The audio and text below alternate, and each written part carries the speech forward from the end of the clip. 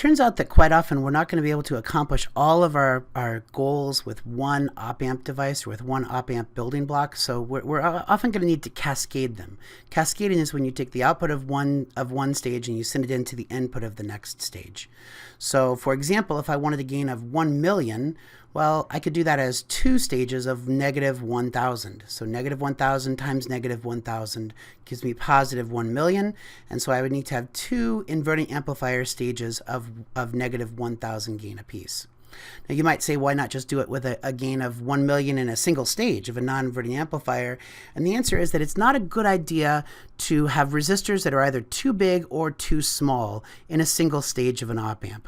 A good rule of thumb, and there's a lot of words here, but a good rule of thumb is that you want to make sure that the resistors are not smaller than 100 ohms nor larger than 100 kilo ohms.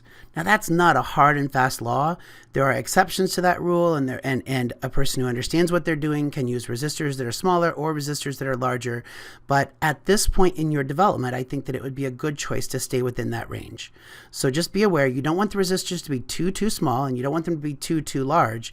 And since often the gain is a ratio of two resistors, to have a gain of, say, 1 million, you'd have to have a 1 million ohm resistor and a 1 ohm resistor in the same circuit. And both of those would be very problematic.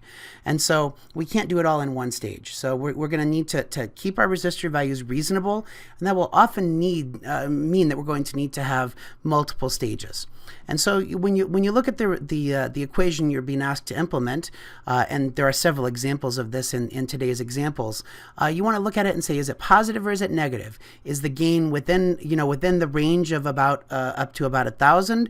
If so, I could probably do that in a single stage. If it's more than 1,000, then I'm going to maybe need to have more than one stage. You can have 2 stages, you can have 3 stages.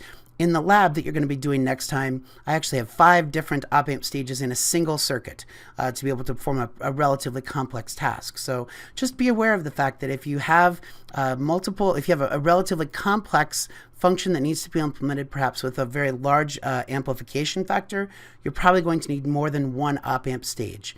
And good rule of thumb, keep it between 100 ohms and 100 kilo ohms, and most of the time that means that the circuit will work correctly.